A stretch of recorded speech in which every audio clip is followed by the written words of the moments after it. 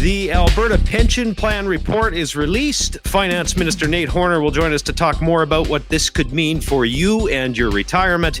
We'll chat with Minister Brian Jean on the World Petroleum Congress held here in Alberta. And Environment Minister Rebecca Schultz will join us to talk about some major changes on emissions rules happening around the world and how that could impact us here at home. Hi there, and welcome to the Alberta Update, and thank you for joining us. I am your host, Bruce McAllister. The Alberta government released a report looking into the potential creation of an Alberta pension plan. Of course, that is big news this week. The report suggesting there could be major benefits to Albertans, which could include lower premiums or larger monthly benefits for retirees. Here's a quick synopsis now of what these potential changes could mean for you.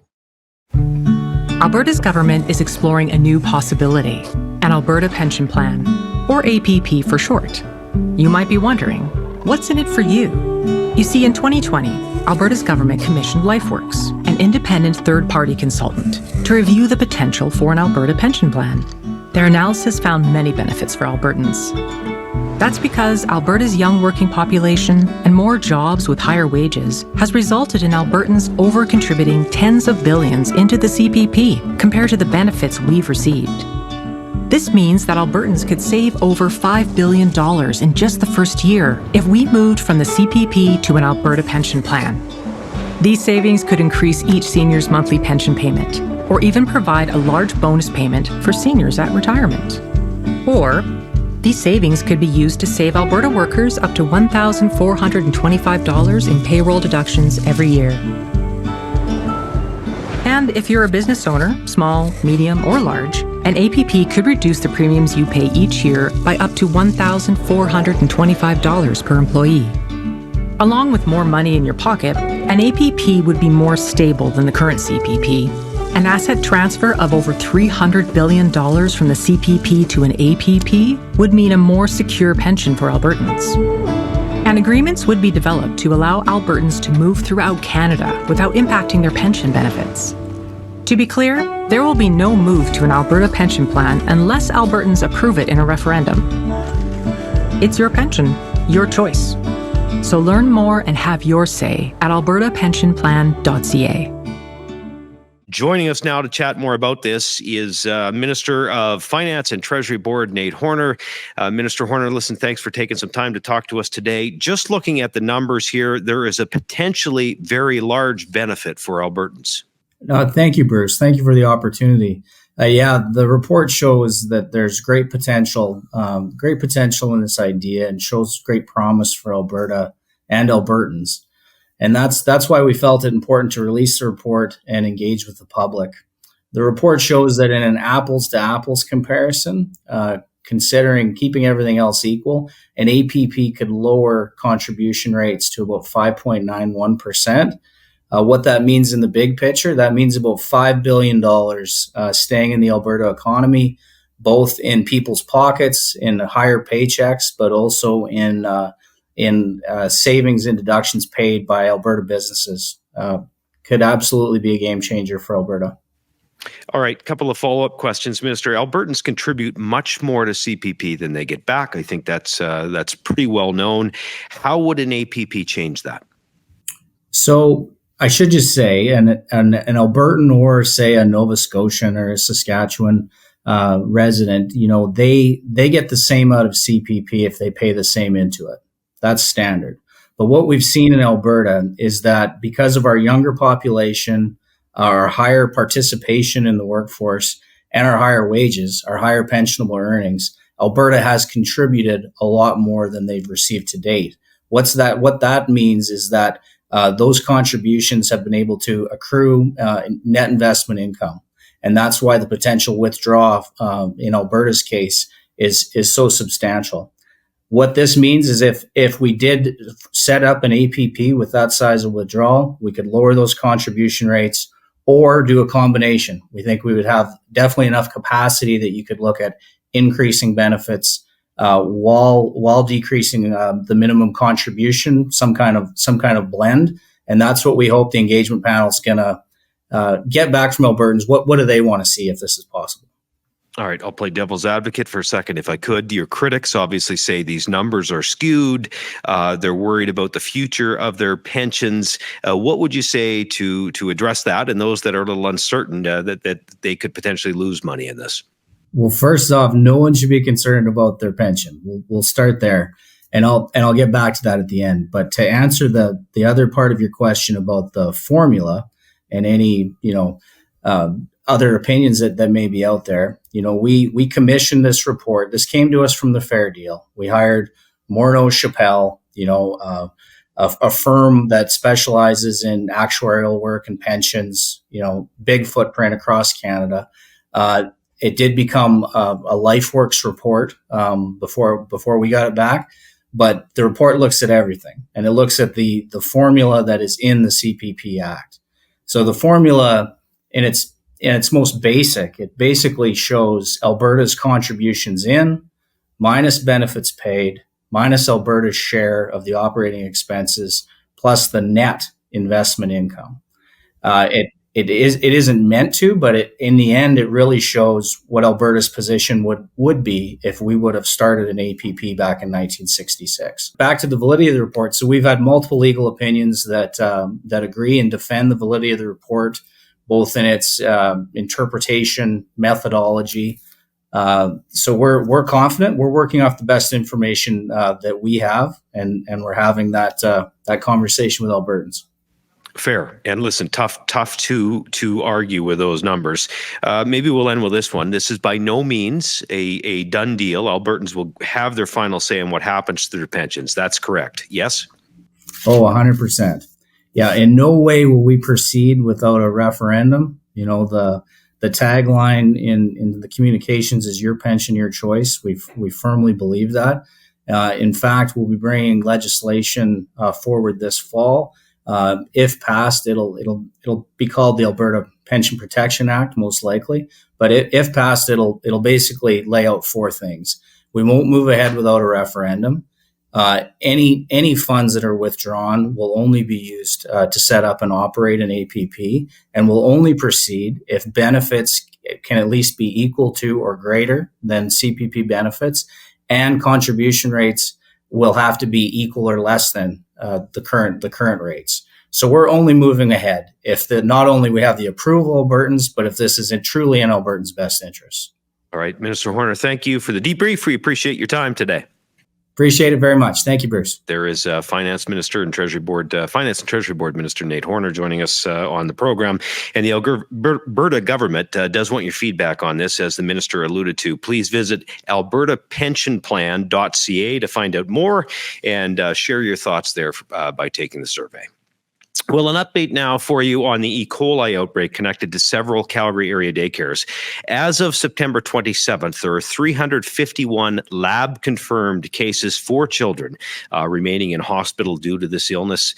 The investigation has identified meatloaf and vegan loaf meals as likely the source of the infection, which was provided to the daycare centers by the Central Kitchen Fueling Mines.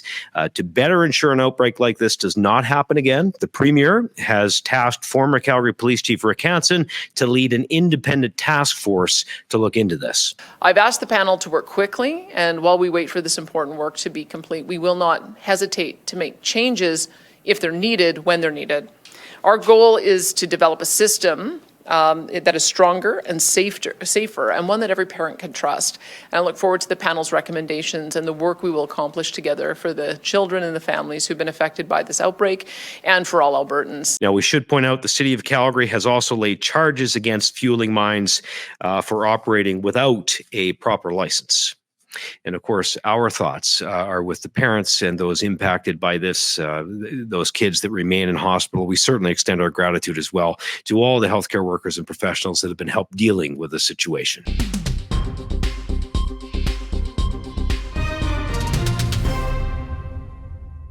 Premier Danielle Smith helping kick off the World Petroleum Congress, which was hosted here in Alberta last week. Over 5,000 executives and government officials from oil-producing nations around the world gathered in Calgary for really what is referred to as the Olympics of the global energy industry.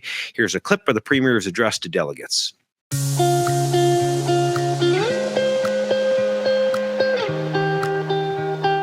I have to say this is such a rare opportunity for us to do this at this Congress, to show everything that we're doing in Alberta, to show that we are leaders in determining how that future is going to look. You're proving our products can be produced with a steadily lower emissions, and the goal of carbon neutral production is realistic. And in doing this, you're preserving jobs and you're preserving the economy. You're ensuring that reliable, clean supplies of oil and gas are available to balance the intermittent nature of other energy sources.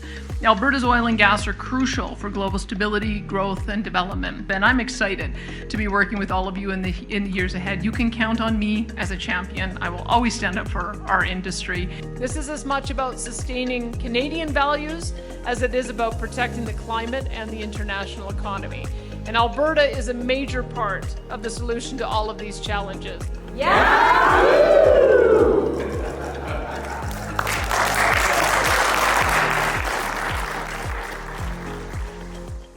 Energy Minister Brian Jean was front and center at the World Petroleum Congress. He was a very busy man. I know I tried to pin him down for a conversation. It was difficult to do so. Minister, thanks for joining us. Good to see you as always. My pleasure to be here today, Bruce. Thanks for the invite.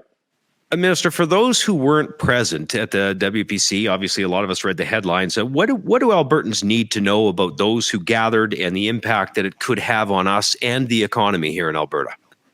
Well, first of all, they should know that the Premier stood up for our oil and gas industry and for hardworking Albertans, and she made it very clear to Ottawa and everybody else in attendance that she was behind our industries 100%, and I was very proud of that.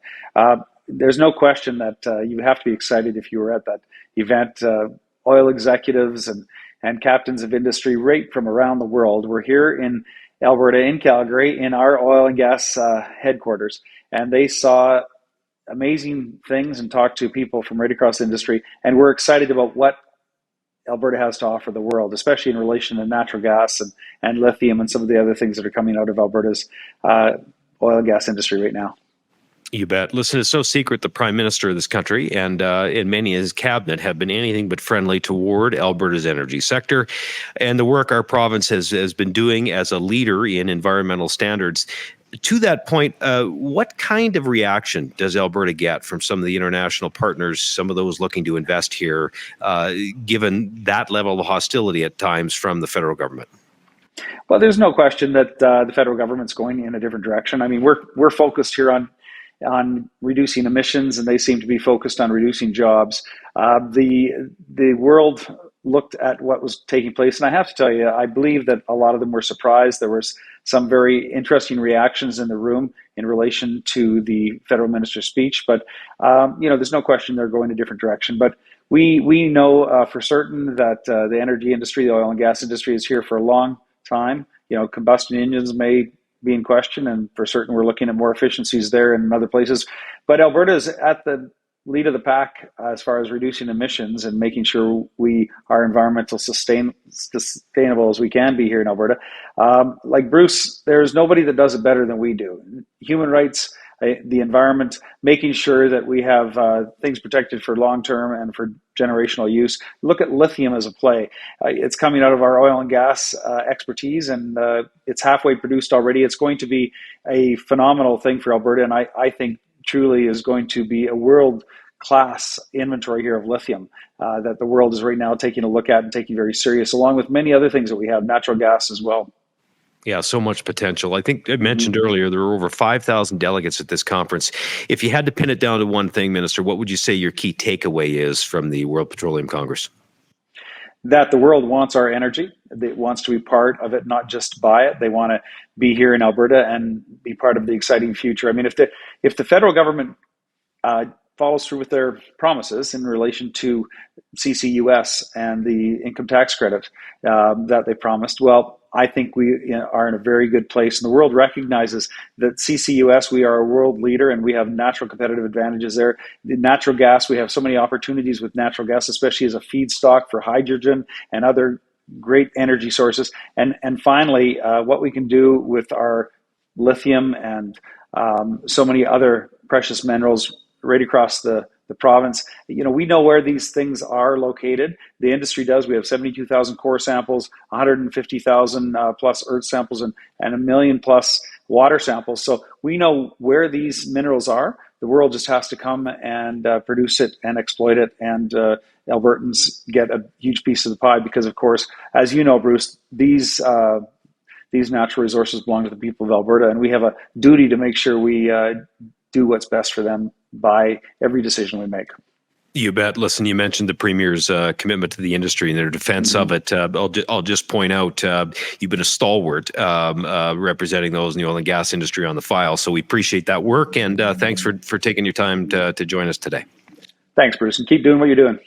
Energy Minister Brian Jean joining us today. Now, the theme of the World Petroleum Congress this year was focused on the energy transition and the path to net zero emissions. This was a large part of what was discussed, as the minister just referred to.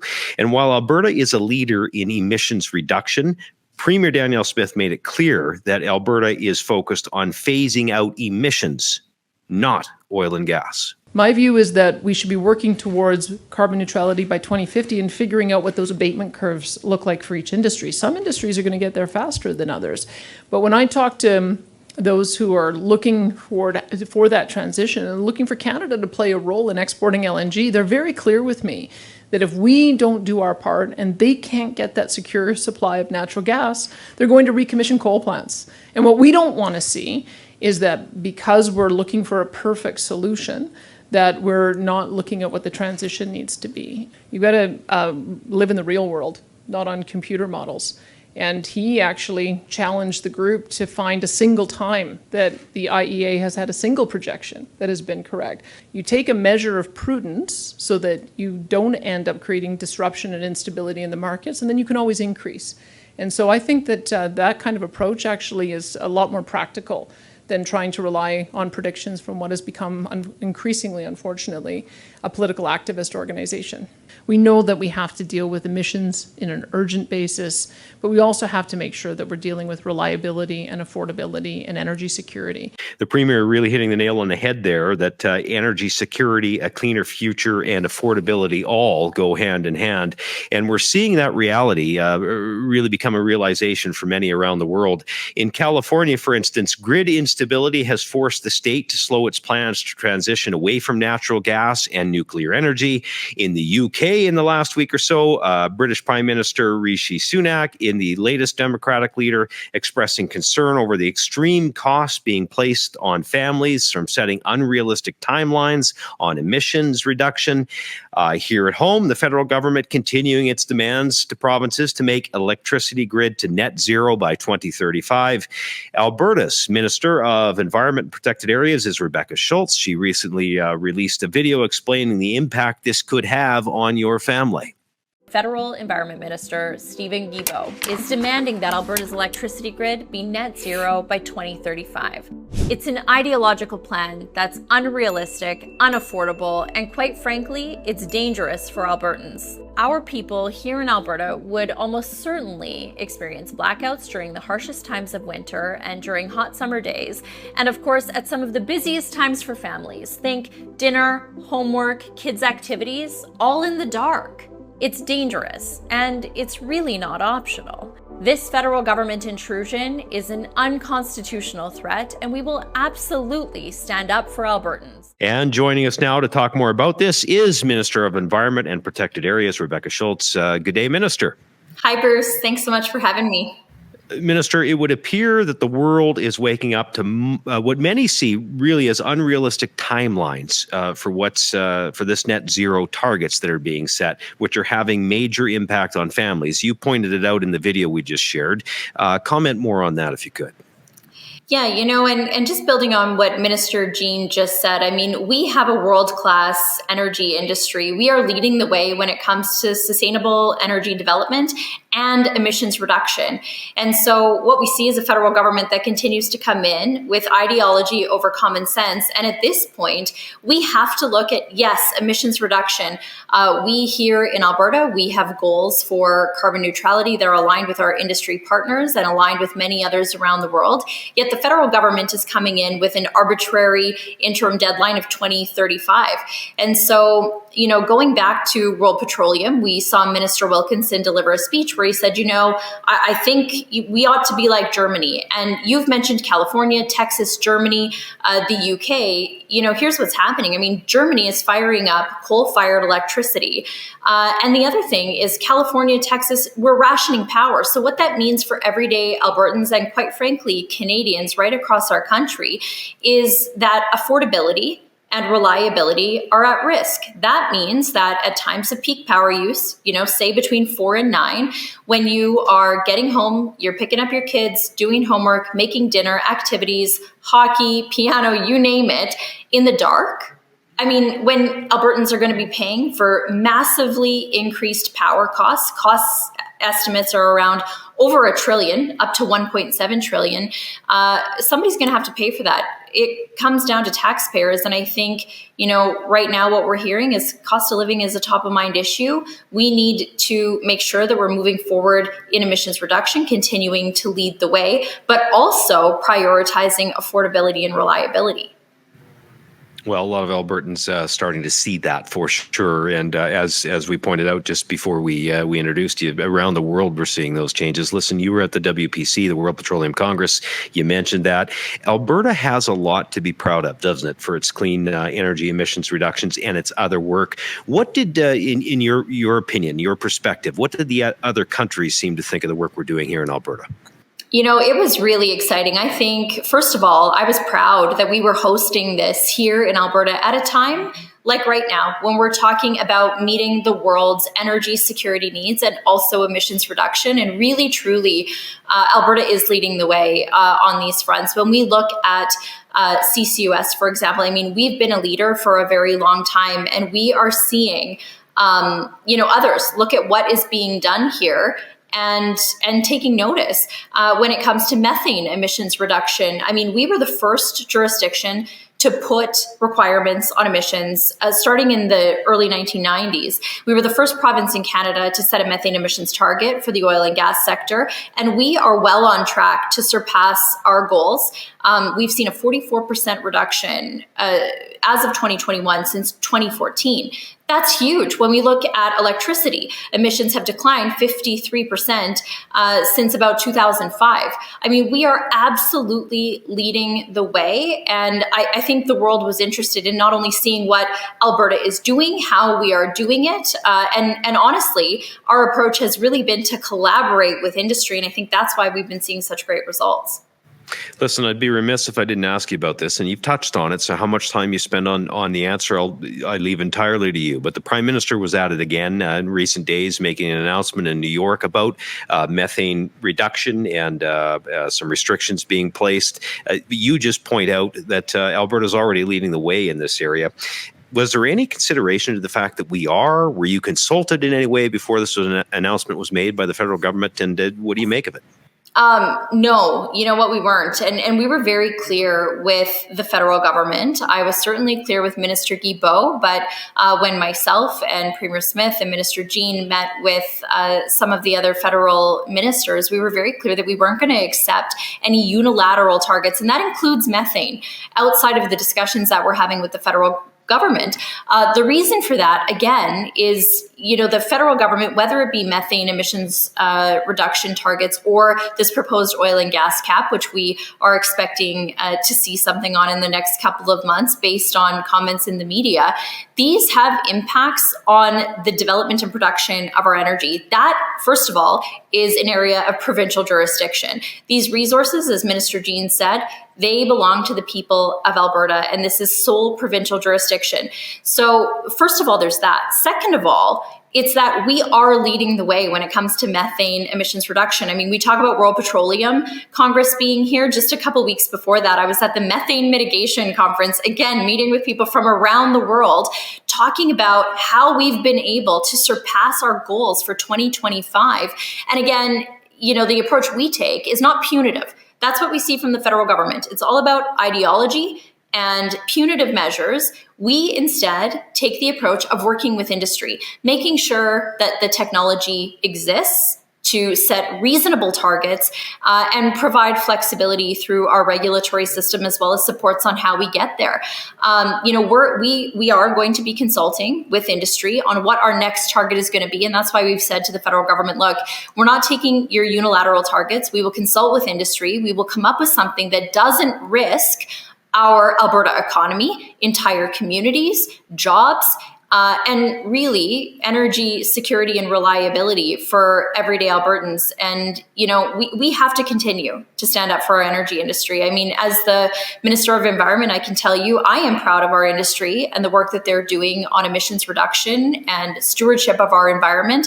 And in fact, I'm grateful for that leadership position that they've helped put us in. So we're going to continue to stand up for Albertans, for our industry. We're going to continue to reduce emissions and lead the way worldwide when it comes to environmental stewardship, but also sustainable energy development, because we want to see our industry continue to produce and be sustainable and be a world leader for generations to come.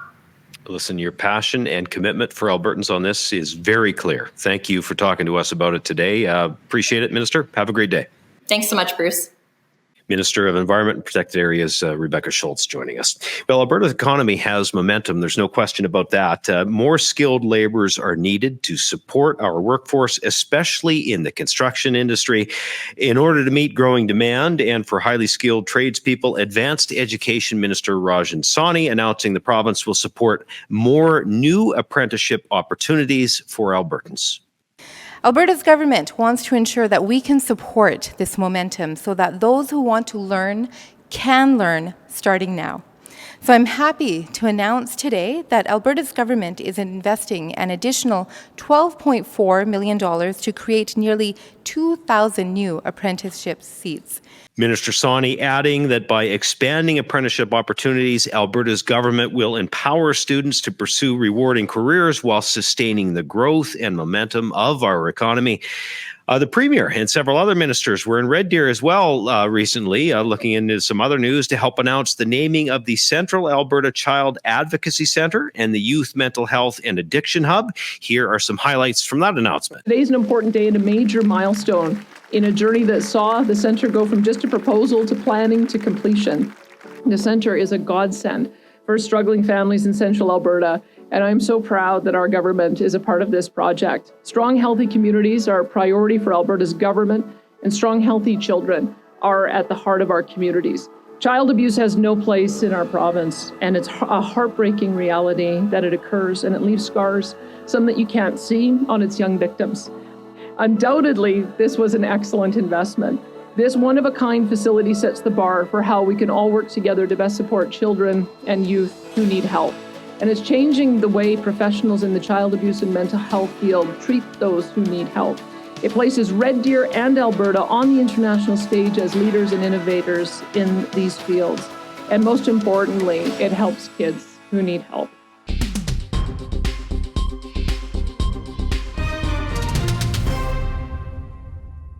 Alberta's government is providing $1.7 million to expand low-income transit programs in 6 new communities across the province. As Minister of Seniors, Community and Social Services, Jason Nixon explains, this is just another step in the government's efforts to make life more affordable for Albertans. Low-income transit passes are just one way that we are helping individuals and families on a tight budget. We have paused the 13% per litre provincial fuel tax through the end of the year. And through our inquiry into renewables, we are seeking long-term solutions to be able to lower Albertans' electricity bills. In my Department of Community and Social Services, we are supporting nearly 12,500 households through our rent supplement programs, and work is underway through a $9 billion investment with our partners to build 25,000 new affordable homes across our province by 2031. The affordability crisis is top of mind for our government and all Albertans, and it will continue to be. We know there is more to be done, and we will continue to work to help Albertans with the rising cost of living. Albertans can trust that the Alberta government has their back and will continue to do whatever we can to make life more affordable. With this additional funding, low-income Albertans in Camrose, Hinton, Leduc, Lethbridge, Red Deer, and Spruce Grove will now be able to apply for a low-income transit pass. And we want to, before we leave you today, end the show on a bit of a lighter note. Hockey is back. Yes, it's that time of year again. And the Battle of Alberta won't be long to follow. Here's a little preview now. Premier Danielle Smith joining hockey legends Mark Messier and Lanny McDonald to tee up the upcoming season and the AJHL season. Support a fundraiser earlier this week.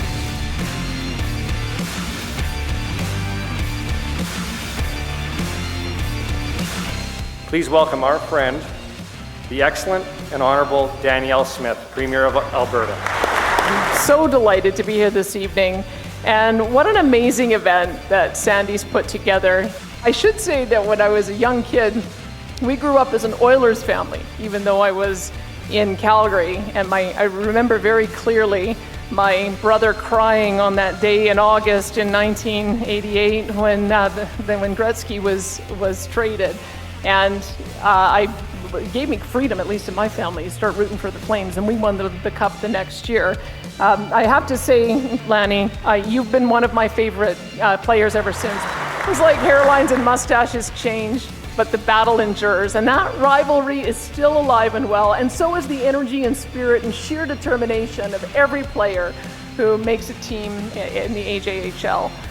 For 60 years, the league has been there to sustain the dreams of those select few who continue from minor hockey, giving them the ice and the encouragement to keep driving the net. The Premier was pressed. Would she support the Oilers? Would she support the Flames? Very coy in her answer. I think it was that she's able to cheer for both teams. I can tell you that there's a big division in this office over it, though, however. So we'll just wish both teams well.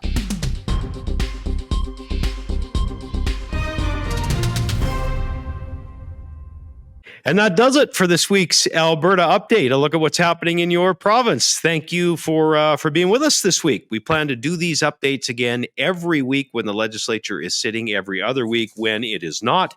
You can always view the update on your Alberta YouTube page or the Premier's at AB Danielle Smith, and make sure to subscribe till the Alberta Update on YouTube. Just go to youtube.com. Open the app and search Your Alberta, or again, AB Danielle Smith, then hit the subscribe button. And that's it again for us this week. Thank you for sharing some time with us, and we'll see you again next time. Good day.